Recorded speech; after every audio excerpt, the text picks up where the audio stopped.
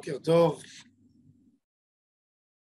notre parashat Re'eh, la Torah nous dit Shamor, garde, Veshamata et kol ha'devarim ha'ele asher anochi metzavecha, garde tout ce que je t'ai dit, je t'ordonne, Le'ma'an itav lecha ulbanecha acharecha ad olam, pour que tu aies du bien toi et tes enfants éternellement jusqu'à la fin des temps, qui t'a assez à tov va'yashar be'enei Adonai Elohecha. Quand tu feras le bien aux yeux d'Hachem.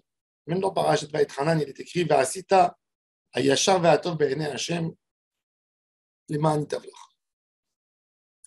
Hayashar, c'est te comporter d'une manière juste, ve'atov, d'une bonne manière devant Hachem. Et la question qui se pose la Torah n'a pas précisé qu'est-ce qu'il faut faire pour plaire à Hachem. Quand il y a quelqu'un qui dit fais ce que j'aime, ça me fera plaisir. Je pose la question, qu'est-ce que tu aimes? Comment tu aimes? Comment Akadosh Baruch Hu nous donne un ordre de Kita Aseh Yashar Ve'atov Be'enei Hashem sans nous expliquer les définitions? Comment je peux savoir c'est quoi Yashar, ce qui est droit, ce qui est Tov Be'enei Hashem? Quand j'ai une mitzvah de tefillin, je sais que je dois mettre 2 boîtiers, un sur la main, un sur la tête. Quand j'ai un talit, il a un minimum de quantité, un loulav, un etrog, un shabbat, il rentre telle heure, il sort telle heure, il a telle définition.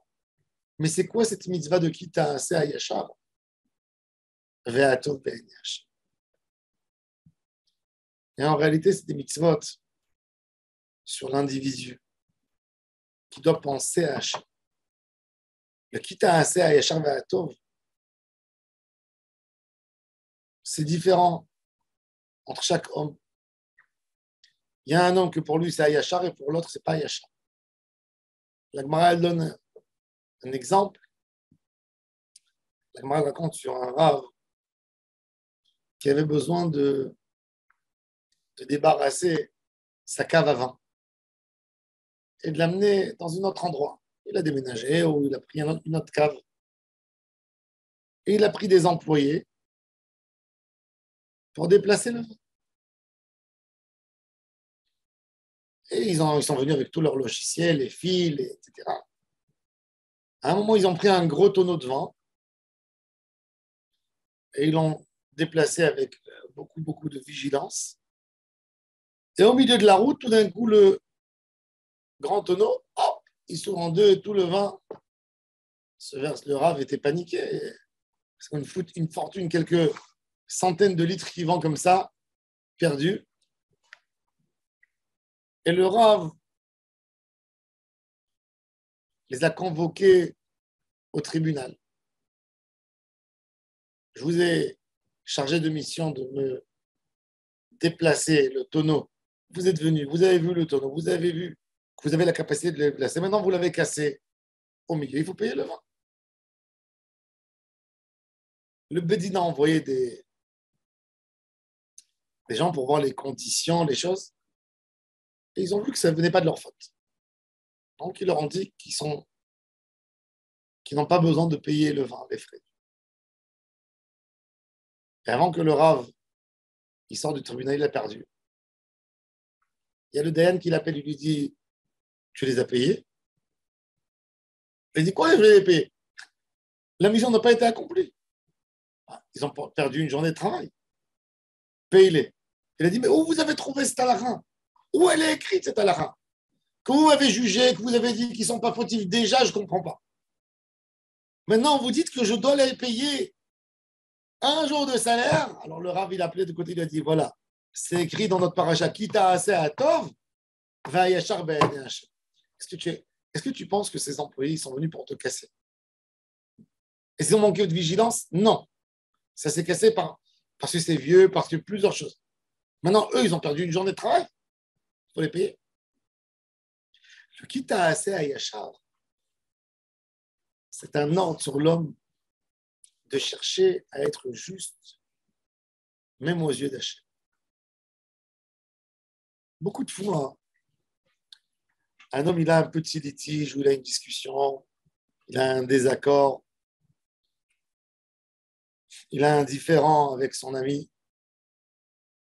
Il se dit dans sa tête, j'ai raison, moi. C'est l'autre qui est comme ça, c'est l'autre qui est comme ça. Je ne lui dois rien du tout. Je ne vais jamais le rembourser, je ne vais jamais le payer. Qui il est, etc.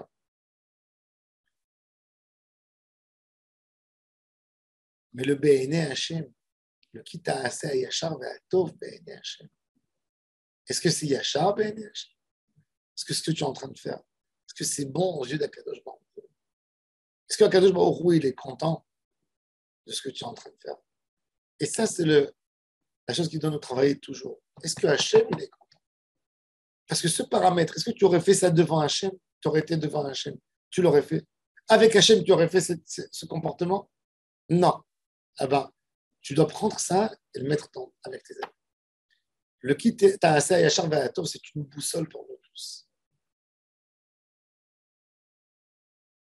La noblesse d'un homme, la noblesse d'un prince, c'est qu'il sait se comporter devant le roi. Un homme noble, c'est quelqu'un qui a un comportement respectueux, il est toujours devant un roi. Il se comporte avec n'importe qui, toujours comme si il était au palais. Ça, c'est un homme noble.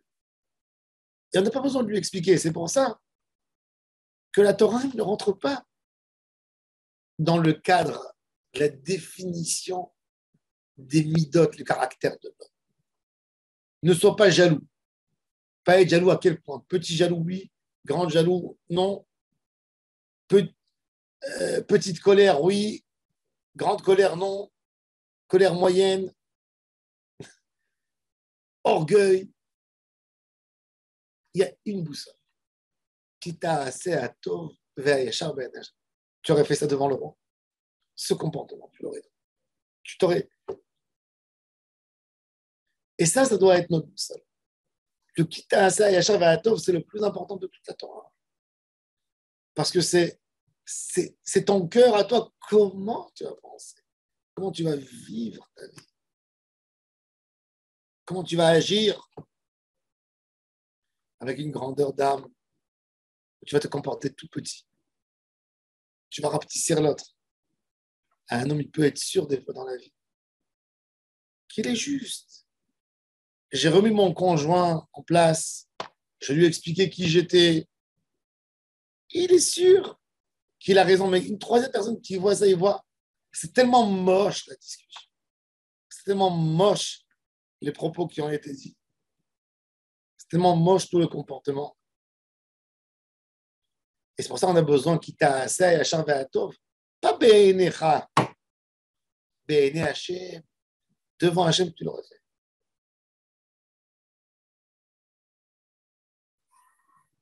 Il y avait une fois